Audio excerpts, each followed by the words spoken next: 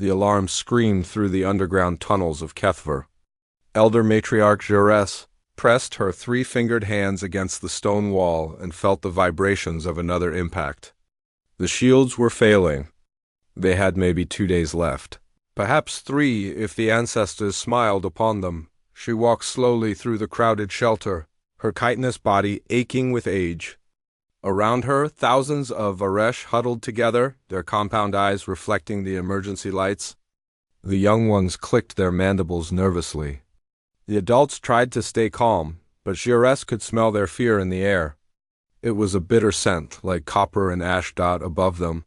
In the black space around their mining colony, the Krallian ships waited like predators. 12 warships against a defenseless world. The Varesh had no military fleet. They had not needed one for 300 years, not since the Great Plague had taken their warrior caste. They were miners, engineers, artists. They built things. They did not destroy. The Krallians did not care about such distinctions. Jerez reached the communication center, a small room carved from the red rock of Kethver. Her aide, a younger male named Vexil, looked up from the console. His antennae drooped with exhaustion. Matriarch, the Galactic Council has received our petition, Vexil said. His voice carried the clicking undertone of their language. They are considering our case. They say a relief fleet might arrive in 47 days. 47 days. They would all be dead in 3. Jerez settled into the command chair, her joints creaking. She stared at the screen showing the Krallian fleet. Ugly ships, covered in weapons and armor plating. The Krallians were raiders, criminals, but they were organized and well-armed. They had demanded the colony's entire supply of refined iridium. When the Varesh refused, the bombardment began. Send another distress call, Jerez said quietly. Broad spectrum. All frequencies. We have sent 12 already, Matriarch. No one is close enough to help. Jerez closed her eyes. In the darkness behind her eyelids, a memory surfaced. She was younger then, barely 200 years old. She had been second pilot on the trading vessel Singing Stone. They had been crossing the void dark sector, that empty stretch of space between the Orion Spur and the outer colonies. The engine had failed. Not gradually, but catastrophically. One moment they were traveling faster than light, and the next they were drifting in the nothing. No power. No heat. No distress beacon strong enough to reach anyone. For 6 days they floated in the dark. The cold crept in. The air grew stale. The crew prepared to enter the final sleep, the death meditation of their people. Then a ship appeared. Small, battered, with engines that leaked plasma and hull plating that looked like it had survived a dozen battles. A human ship. A cargo freighter called Desert Rose. The human captain's face appeared on their screen. Jerez remembered that face even now, 43 years later. Dark skin, gray in his hair, eyes that crinkled when he smiled. He wore a jacket with patches from a dozen different ports. This is Captain Marcus Webb of the Desert Rose, the human had said. Looks like you folks could use a hand. The humans had almost nothing to spare. Their own supplies were running low. They were hauling agricultural equipment to a new colony, running on a tight schedule with a tight budget. But Marcus Webb ordered his crew to share their food, their water, their air. They rigged a tow line and pulled the Singing Stone for 3 weeks to the nearest station. When they arrived, the Varesh offered payment. Everything they had. Marcus Webb refused. Someone helped me once when I was stranded near Proxima, he said. Didn't ask for payment. Just said to help the next person who needed it. So that's what I'm doing. You folks stay safe out there. The Desert Rose jumped to FTL and was gone. Jerez opened her eyes. The memory was as clear as yesterday. She had been young, but she remembered the human's words. She remembered his kindness. Vexil, she said slowly. Can you search the communication archives? From 43 years ago? The void dark sector. A ship called Desert Rose.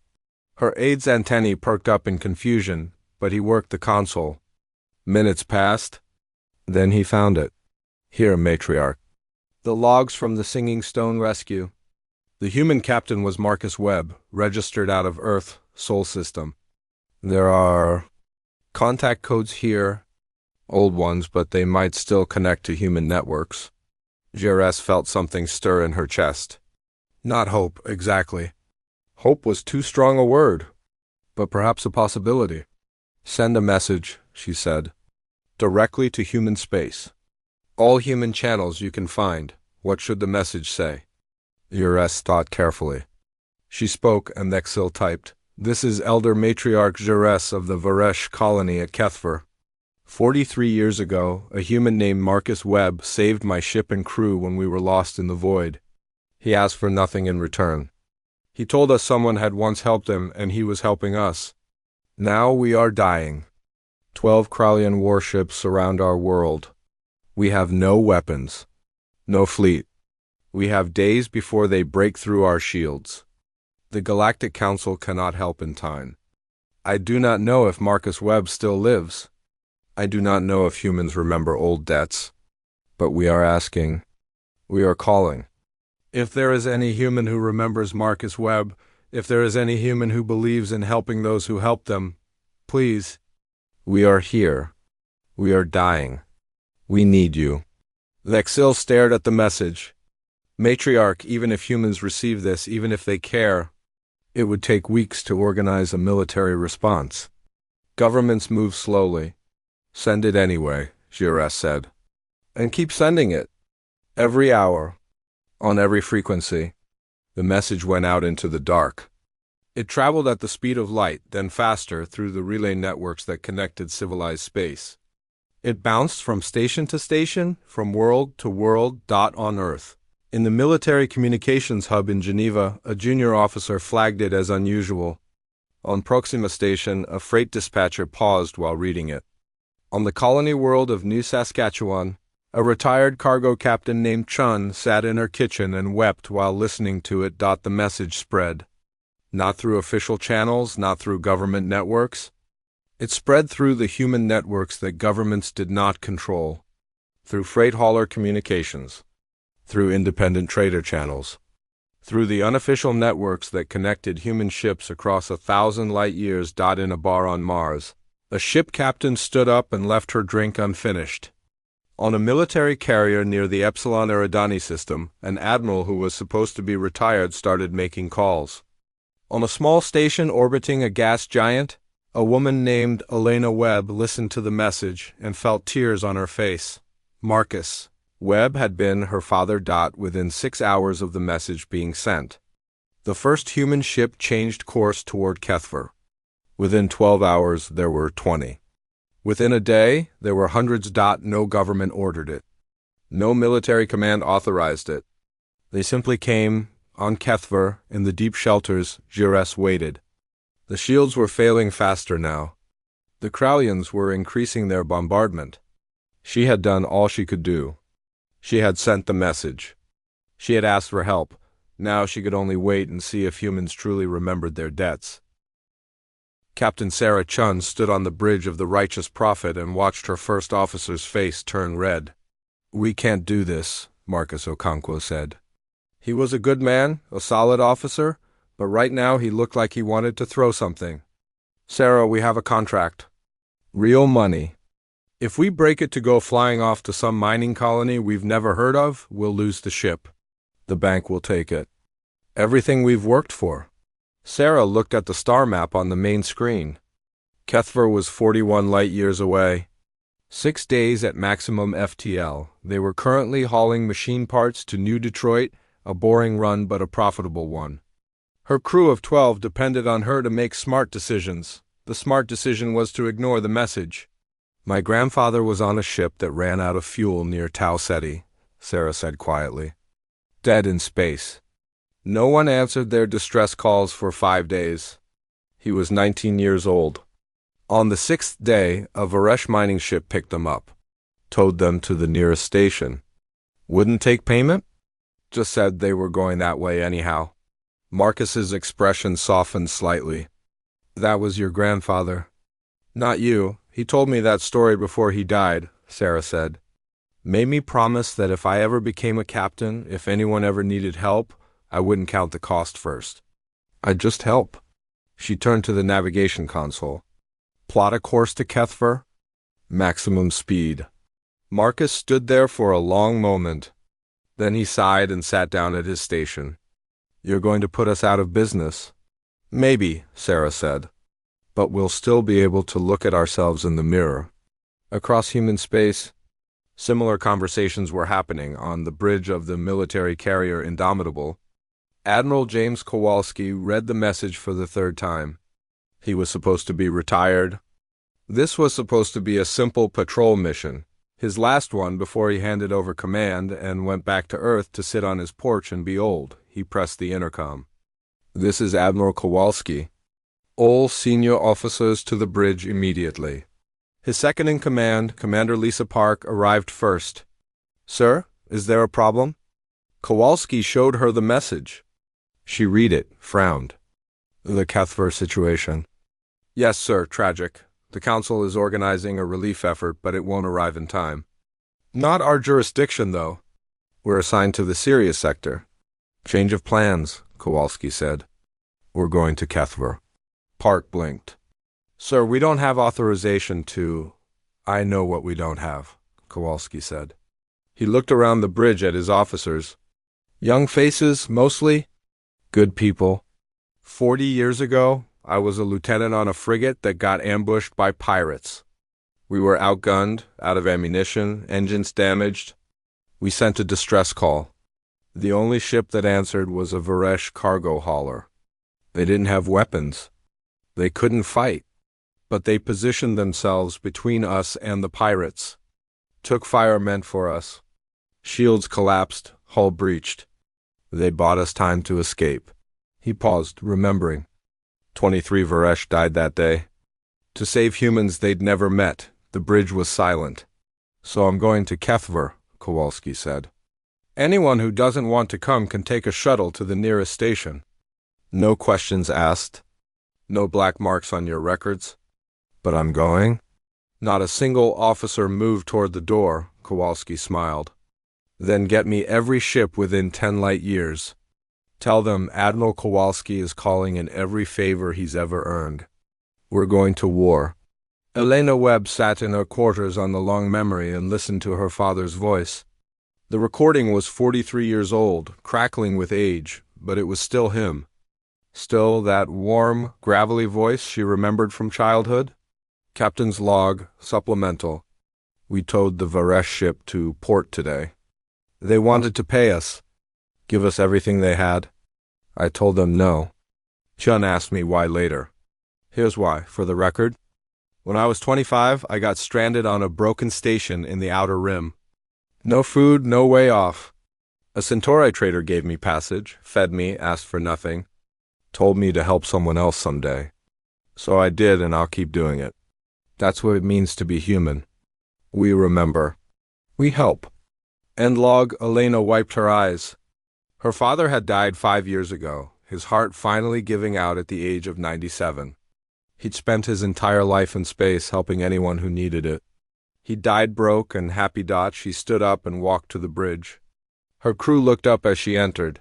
Change of plans, she said. We're going to Kethver. Her pilot, a young man named James, frowned. That's way off our route. What's at Kethver? Elena touched the controls and played her father's message. When it finished, she said, My father saved those people once. Now they need saving again? We're going. No one argued. On the luxury liner Celestial Dream, Captain Richard Hammond stood before his passengers and crew. The ship was massive, designed for wealthy tourists who wanted to see the galaxy in comfort. 3,000 passengers, 500 crew. Not a warship by any measure. I've received a distress call, Hammond said, from a species that once helped humanity. They're under attack. They're dying. I'm going to help them. This ship isn't built for combat. It's built for luxury. So anyone who wants to leave, we're making a stop at the next station. Full refunds. No questions. One of the passengers, an elderly woman, stood up. Young man, I'm 86 years old.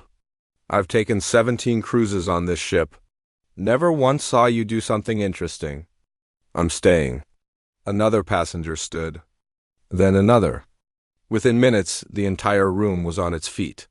Then we go together, Hammond said. The ships came from everywhere. Military vessels, yes.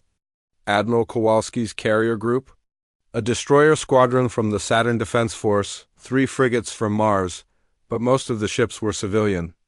Cargo haulers, mining vessels, colony transports, tourist ships. Even a few private yachts. They didn't follow official channels. They didn't wait for government approval. They just came. The Galactic Council watched in confusion. On the Council station orbiting Centauri Prime, Ambassador Thelanax of the Centauri Confederacy stood before the emergency assembly. We are tracking 347 human vessels converging on the Kethver system, she said. They have not requested permission. They have not coordinated with any authority. We do not understand what is happening. The Vorlian ambassador, a being of crystalline structure, shimmered with concern. Is this an invasion? Are the humans expanding their territory? No, the human ambassador, a tired-looking woman named Janet Torres, said. She looked at her tablet, scrolling through reports. They're responding to the Varesh distress call. But that is not their concern, Thelanax said. There is no treaty, no alliance. The Varesh are not part of human space. Torres looked up. The Varesh helped us once, years ago. Different Varesh, different humans. But we remember. The council chamber fell silent. You're mobilizing hundreds of ships, the Vorlian said slowly, because of individual acts of kindness? From decades ago? Torres nodded. That's exactly why. That is inefficient, the Vorlian said. Illogical. Torres smiled slightly. Maybe, but it's human.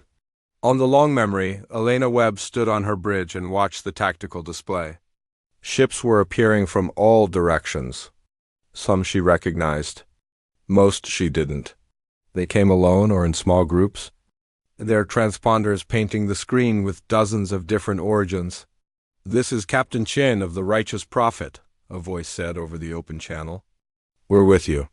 This is the Star Wanderer, another voice said. We remember Marcus Webb. We're coming. This is Admiral Kowalski on the Indomitable. All vessels converge on these coordinates. We go in together. Elena felt something tight in her chest loosen slightly. She pressed the transmit button. This is Captain Elena Webb, she said. Marcus Webb was my father. Thank you.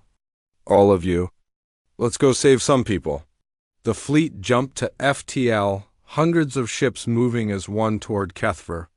They weren't organized. They weren't official.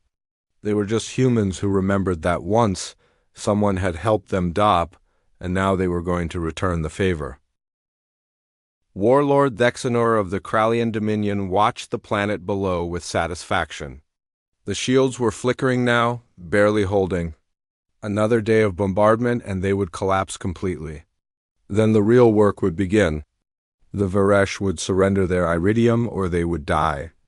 Either way, Thexanor would profit. His species had built an empire on such simple calculations. Take what you can. Kill anyone who resists. The galaxy was full of weak species who had forgotten how to fight. The Varesh were just another example. Warlord, his sensor officer called out. The Kralian's 4 eyes blinked in sequence. We are detecting FTL signatures. Multiple contacts, inbound. Thexanor's mandibles clicked in annoyance. The council finally responds. How many ships? Counting now. 20.50. 100.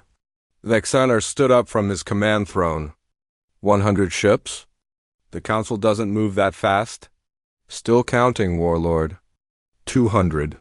300. They are coming from multiple vectors. 300 ships. That was more than a council relief fleet. That was an invasion force. Thexanor felt the first stirring of concern. What species had they angered? The Varesh had no allies. They were nobodies, miners, and craftsmen. Identify them, he ordered. The sensor officer worked his console for a moment. Then his scales paled. Warlord, they are human ships. Humans? Dexoner laughed. He had heard of humans, the young race from Sol System. They were newcomers to galactic politics. No major military power. No territorial ambitions. They hauled freight and ran small colonies. Nothing to fear. Why would humans come here? Unknown, Warlord. But they are dropping out of FTL now. 347 ships total. Dexoner looked at his tactical display. The human ships appeared in waves, spreading out around the system. He studied their configurations and laughed again. Look at them, he said. Half of those ships are cargo haulers. Colony transports? I see a tourist ship. These aren't warriors. This is a rescue flotilla? His second-in-command, a scarred veteran named Krex, studied the display. They outnumber us significantly, Warlord. Numbers mean nothing if your ships can't fight, Dexoner said. They probably came to evacuate the Varesh. Let them try. We'll destroy them when they enter orbit.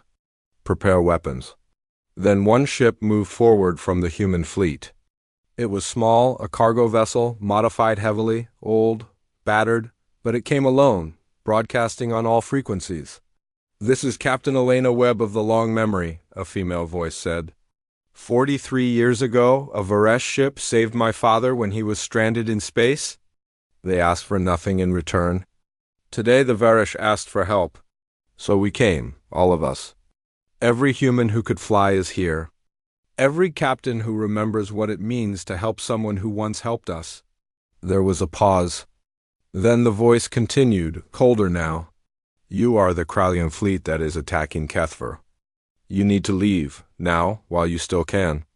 Dexoner stared at the screen in disbelief. Then he started laughing. His entire bridge crew joined in, their clicking mandibles creating a sound like rattling bones.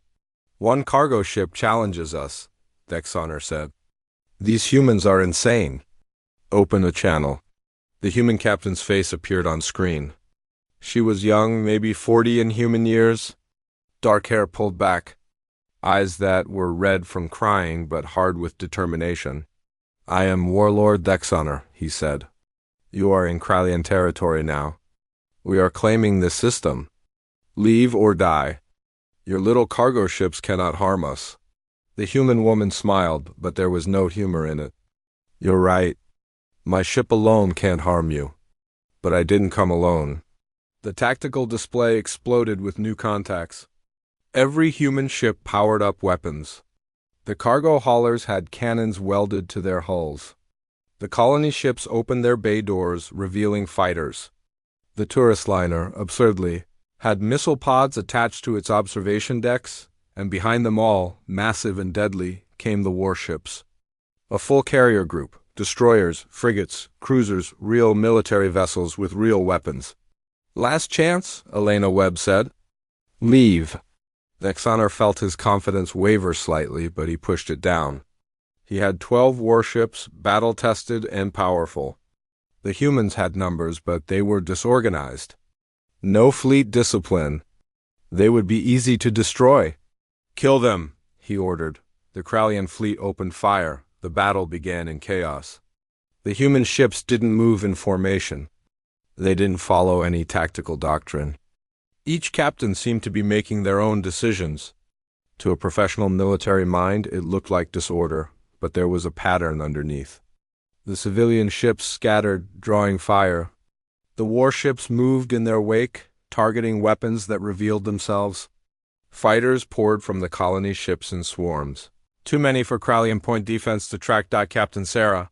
Chen of the Righteous Prophet pushed her ship into a dive that made her hull groan. A Kralian plasma bolt passed through the space where she'd been. Return fire, she shouted. Her jury-rigged weapons fired. The shots went wide of the Kralian cruiser, but that was fine. She wasn't trying to hit it. She was trying to distract it behind her. The military destroyer Hammer put 3 railgun shots directly into the cruiser's exposed flank. Armor shattered. The cruiser listed sideways. This is the Hammer, a calm voice said over the fleet channel. Nice flying, Prophet. Want to do that again? Sarah grinned despite her fear. Hell yes. Admiral Kowalski stood on the bridge of the Indomitable and watched the battle unfold. It was messy. It was uncoordinated. It was also working. Sir, the Krallian flagship is targeting the civilian vessels, Commander Park reported. All fighters, screen the civilians, Kowalski ordered. Cruiser squadron, target that flagship. I want it gone. The human cruisers moved in formation, something the civilian ships couldn't do. They opened fire together, and the Krallian flagship shields flared bright under the assault, but the Krallians were experienced fighters. They concentrated fire on the weakest targets. A human cargo hauler exploded, its reactor breached. Then another. The civilian ships were taking heavy losses. Captain Richard Hammond of the Celestial Dream watched his beautiful ship take fire. The luxury liner was never designed for combat. Its shields were meant to protect against cosmic radiation, not plasma cannons. They were failing rapidly.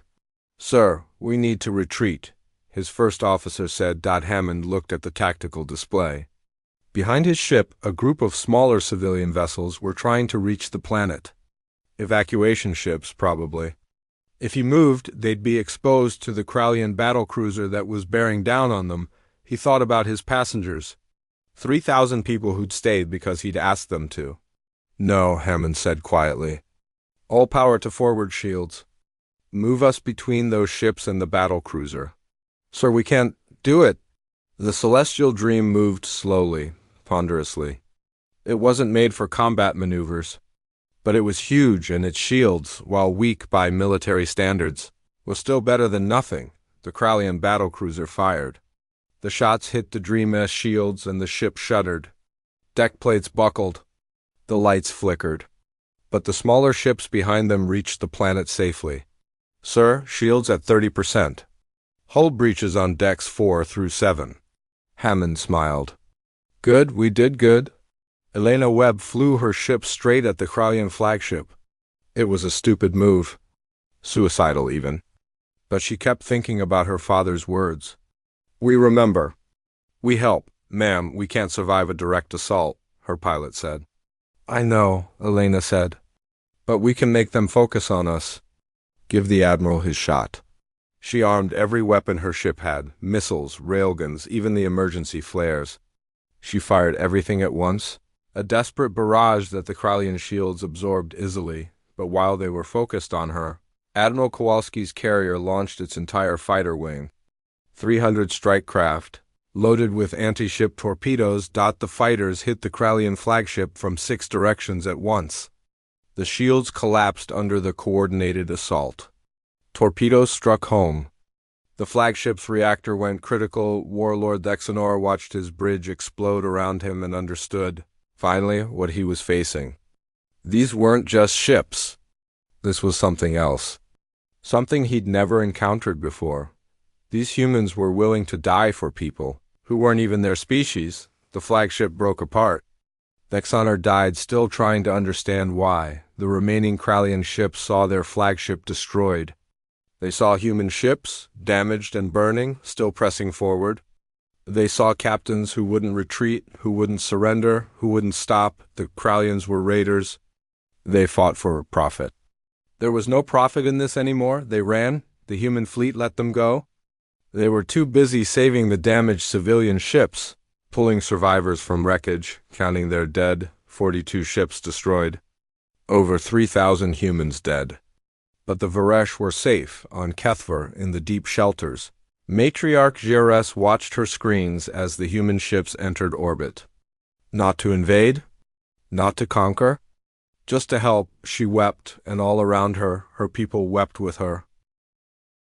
The debris field around Kethver looked like a graveyard. Pieces of ships drifted in the darkness, some still glowing with residual heat. Human rescue teams moved through the wreckage, searching for survivors. Every life pod, every escape shuttle, every sealed compartment was checked. Captain Sarah Chung floated in her damaged bridge and tried to keep her hands from shaking. The righteous prophet had survived, barely. Her hull was breached in 7 places. Life support was running on backup systems. Half her crew was in the medical bay, but they'd survived. They'd done their part.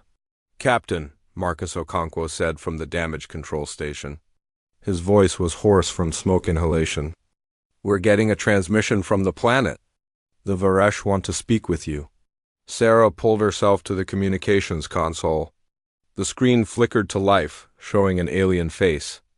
Compound eyes, mandibles, antennae that moved with emotion? Matriarch Jires, according to the translation software. "Captain Chun," the Varesh said.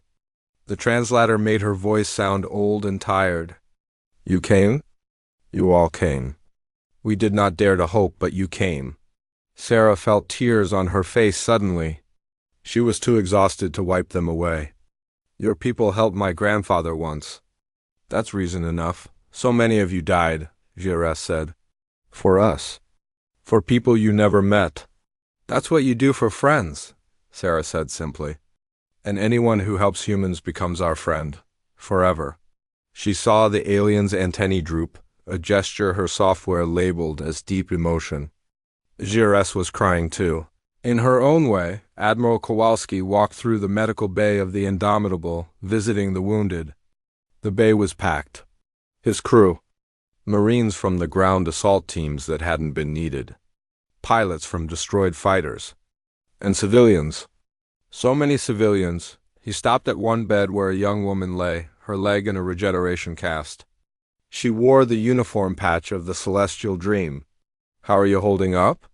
Kowalski asked. The woman smiled weakly. "Better than the ship, sir." "We took a hell of a beating. Captain Hammond, he put us between the Kraulians and those evacuation ships. Saved hundreds of Varesh. But the ship, she's not going to fly again." Kowalski nodded slowly. He'd seen the damage reports. The luxury liner was a total loss. Hammond had sacrificed a 1 billion credit ship to save people he'd never met. "Your captain is a hero," Kowalski said. "He'd say he was just doing what was right," the woman replied. "That's what he told the passengers when we volunteered to stay. We do what's right, or we're not worth the ships we fly." Kowalski moved on, stopping at other beds, offering what comfort he could. The cost of this battle was heavy. 42 ships destroyed, 3,417 humans dead. Twice that many wounded, and for what? To save aliens that most humans had never heard of. Because of a debt that was decades old. Because someone once had helped someone else, he wondered if Earth would understand. If the government would approve of what they'd done. Then he decided he didn't care. Some things were more important than approval. Elena Webb sat in the escape pod with her crew, waiting for rescue.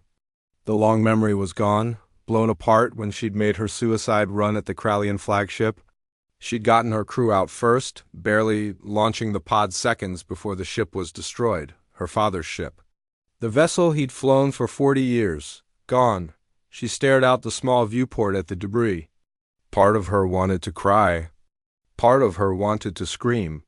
But mostly she felt oddly peaceful. "Ma'am," her pilot said.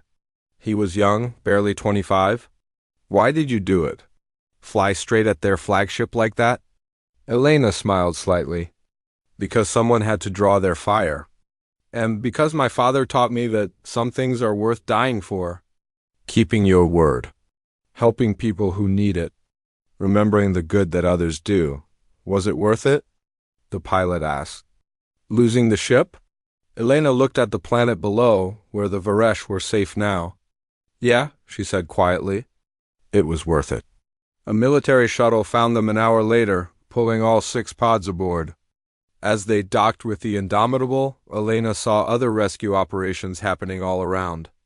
Dozens of ships, working together to save everyone they could. Matriarch GRS stood on the surface of Kethver for the first time in 6 days. The bombardment had stopped. The sky was clear. And above, in orbit, human ships hung like guardian angels. Her people emerged from the shelters slowly, blinking in the sunlight. Children clicked their mandibles in wonder at the straying ships. Adults wept openly, unable to believe they'd survived. A shuttle landed near the main shelter. Its design was human, marked with the symbols of the Earth military. The ramp lowered, and a human in uniform descended. Old, gray-haired, but moving with the confidence of a warrior. Admiral Kowalski approached GRS and stopped a respectful distance away. He inclined his head, a gesture of respect. "Matriarch GRS," he said.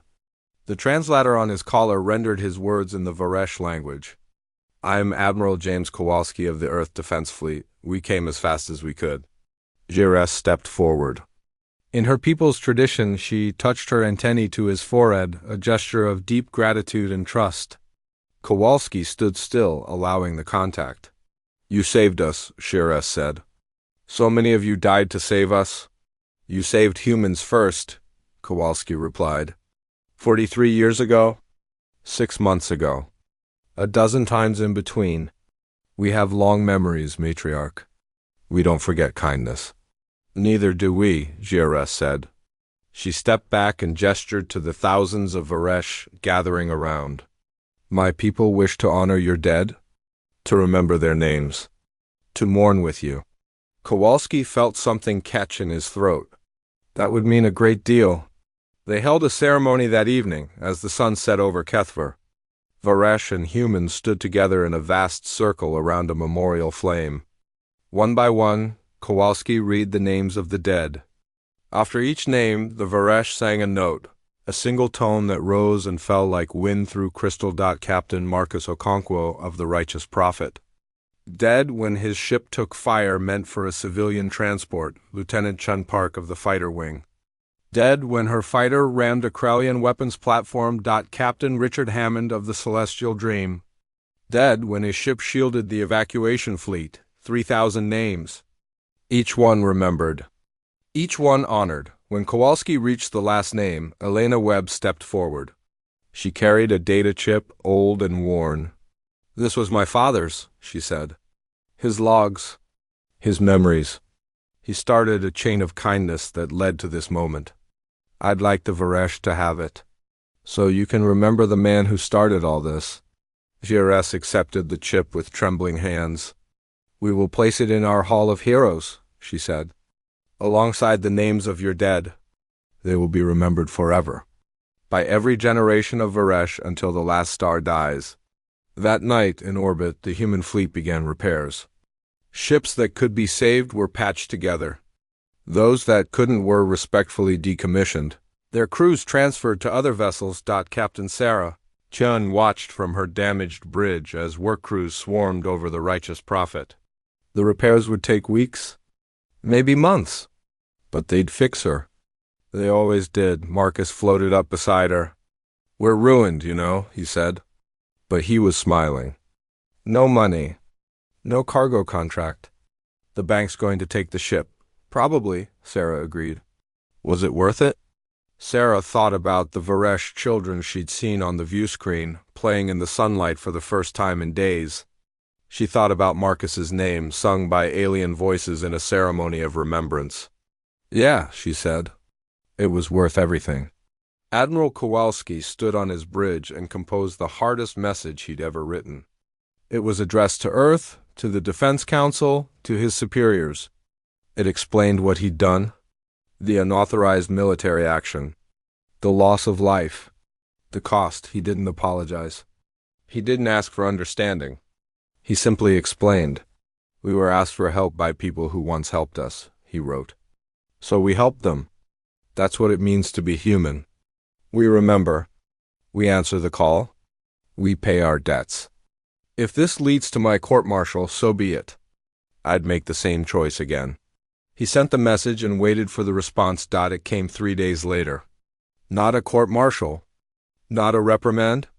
Instead, a single line from the Secretary of Defense. "Well done, Admiral. Come home when you're ready." Elena Webb stood in the shuttle bay of the Indomitable, preparing to transfer to a transport ship that would take her back to Earth. She had no ship now. No cargo. No crew. She'd have to start over from nothing. Admiral Kowalski found her there, staring out at the stars. "Captain Webb," he said, "I have a proposal for you." Elena turned. "Sir, we need captains like you," Kowalski said. "People who understand that sometimes the right thing to do costs everything. I'm forming a new unit, Rapid Response Fleet, We go where we're needed, when we're needed. No questions asked. Interested? Elena thought about her father, about the desert rose, about helping people because it was right. Yes, sir, she said. I'm very interested. The cost had been high, but the message was clear. Humans remembered. And when they remembered, they acted. 3 weeks after the Battle of Kethver, the Galactic Council convened in emergency session. The Great Chamber on Centauri Prime held representatives from 47 species, all gathered to discuss what had happened. Ambassador Janet Torres sat in the human delegation area and tried not to smile. Around her, alien diplomats were arguing, their voices creating a symphony of confusion through the translation systems. It is unprecedented, the Centauri ambassador declared. She was a tall being, her skin shimmering with bioluminescent patterns that reflected her agitation. A military mobilization of this scale, with no government authorization, no treaty obligation, no strategic benefit? We must understand why the humans did this. The Vorlian crystalline representative pulsed with colored light, their form of speech. The translator rendered it. Our analysis suggests economic irrationality. 42 vessels destroyed. Billions in lost cargo contracts. Thousands of casualties. The Varesh offer no strategic value. No resources worth this cost. Why? All eyes turned to Torres. She stood slowly, feeling the weight of those alien gazes. You want to understand humans? She asked. Then I'll tell you a story. 43 years ago, a human cargo captain named Marcus Webb found a Varesh ship drifting in space. He was low on supplies himself. Had no reason to stop. Could have justified passing them by. But he didn't. He saved them. Asked for nothing in return. She paused, looking around the chamber. That one act of kindness created a debt. Not a legal one. Not a financial one. A moral one. When the Varesh called for help, humans remembered. Not because we had to, because we wanted to. Because that's what you do for people who've helped you. But it was not the same Varesh, the Centauri said. Not the same humans. Generations apart. Why do you honor debts you did not personally incur? Torres smiled. Because we're all human. An act of kindness to one human is an act of kindness to all humans. We remember collectively. We respond collectively. That's what makes us who we are. The chamber fell silent.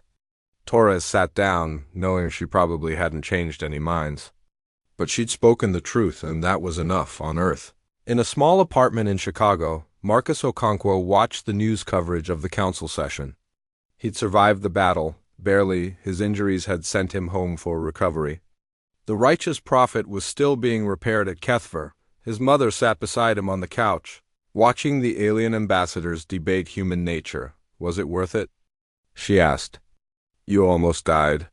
For aliens you'd never met. Marcus thought about the ceremony on Kethver. The Varesh singing the names of the dead. The children who would grow up because humans had answered their call. Yeah, Mom, he said. It was worth it. The news shifted to another story. The Varesh had formally petitioned to join a mutual defense pact with humanity, a treaty that would bind their species together, allies forever. Within a week, 17 other species submitted similar petitions. The Teth, a reptilian species from the Sirius sector. They remembered when human medical ships had stayed during a plague, risking infection to help the Meridian aquatic beings from a water world.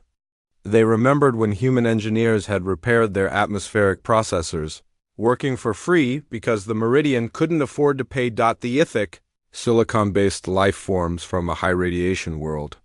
They remembered when a human research team had stayed to help them evacuate during a solar storm. Even when it meant missing their own evacuation window, species after species came forward, each with their own story of human kindness. Acts that had seemed small at the time. Helping a stranded ship, sharing food with hungry colonists, teaching a new technology, offering sanctuary to refugees, individual acts spread across decades. Now all coming due at once, the Galactic Council watched in amazement as a web of alliances formed around humanity, built not on military might or economic power, but on memory and gratitude. In the military academy on Mars, a young cadet named Jennifer Park sat in her ethics class. The instructor, a grizzled colonel who'd fought at Kethver, stood before the holoscreen showing footage of the battle. "Can anyone tell me why this matters?" the colonel asked. "Why we study this battle?" Jennifer raised her hand. "Because we won, sir?" "No," the colonel said. "We could have lost. Many thought we would lose. The Krallians were better armed, better trained. We won through sacrifice and stubborn refusal to quit. But that's not why this matters." He changed the image to show the memorial on Kethver. Thousands of names carved in stone, both human and Varesh. "This matters because it shows who we are," the colonel said. 43 years ago, one man made a choice to help someone. He didn't think about strategy, didn't calculate benefit. He just helped. And that one choice, echoing across the years, saved an entire species. That's the lesson. What you do matters. Who you help matters. The galaxy is watching and it will remember. Jennifer looked at the names on the memorial and understood. Every act of kindness was a seed planted. You might not see it grow, but someday, somewhere, it would bloom on Kethver. Matriarch Jerez walked through the newly constructed Hall of Heroes. It was a massive structure carved from the red stone of her world. The walls were covered in names and stories. One entire wall was dedicated to Marcus Webb, his picture, taken from Elena's files. His logs, translated into Varesh. The story of the Singing Stone rescue, told in detail, but the other walls held the 3,000 names of the humans who died in the battle. Each name had a small biography, their history, their families, what they'd loved in life. Va race children came here now, learning the names, learning the stories. They would teach their children, who would teach their children. The debt would never be forgotten. Jerez found Elena Webb standing before her father's memorial. The human woman had stayed on Kethver for weeks, helping with reconstruction efforts. She wore a simple flight suit, and her face looked tired. "Your father would be proud," Jerez said. Elena smiled slightly. "He'd probably say we were all crazy for risking so much. Then he'd have done exactly the same thing." "The galaxy is changing because of him," Jerez said. "Because of all of you. Species are talking about honor now, about keeping their word, about remembering kindness. Concepts that seemed outdated, inefficient, but you showed they matter." "They always mattered," Elena said. "People just forgot for a while." A group of Varesh children approached, clicking their mandibles shyly. One of them, braver than the others, stepped forward. "Are you Elena Webb?" the child asked. "Daughter of Marcus Webb?" "Yes," Elena said. Kneeling to be at eye level with the young Varesh, the child touched her antennae to Elena's forehead, mimicking the adult gesture of respect. "Thank you for remembering us." Elena felt tears on her face. "Thank you for giving us someone worth remembering." In the military headquarters on Earth, Admiral Kowalski stood before a map of human space. It was covered in new markers now. Alliance treaties, mutual defense pacts, trade agreements, all formed in the wake of Kethve. His aide, Commander Park, stood beside him. "The analysts say we've gained more strategic advantages from Kethver than from our last 50 years of diplomatic efforts," Park said. "All because we helped someone who needed it." "Funny how that works," Kowalski said. "Do good things and good things happen?" "Our ancestors knew that. We just forgot." "The other species are adapting, sir." The Centauri announced a humanitarian aid program. "The Vorlians are establishing a rescue fleet. Everyone's trying to copy what we did." "That's fine," Kowalski said. "The galaxy could use more kindness." He turned away from the map and looked at Park. "I'm retiring. For real this time. But before I go, I want you to take command of something." "Sir?" "The Rapid Response Fleet. Elena Webb is captain of the flagship. You'll be the admiral. Your job is simple. When someone calls for help, you answer. No matter who they are, no matter what it costs. Park stood at attention. I understand, sir.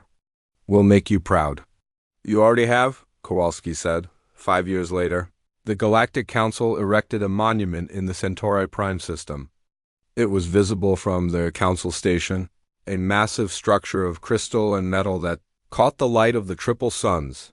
The inscription was written in 47 languages, but they all said the same thing, in memory of the HFY response. When one species asked for help, another species answered.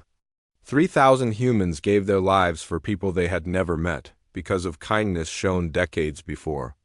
They proved that memory matters, that honor matters, that who we are in the darkness defines us in the light. May all species remember this lesson. Help those who need it. Remember those who help you. And when the call goes out, answer. Below the inscription was a list. 3,000 names. And at the top, in larger letters, Marcus Webb, who started it all. Jennifer Park, now lieutenant, stood before the monument with her crew. They were on their way to the outer rim, responding to a distress call from a species she'd never heard of.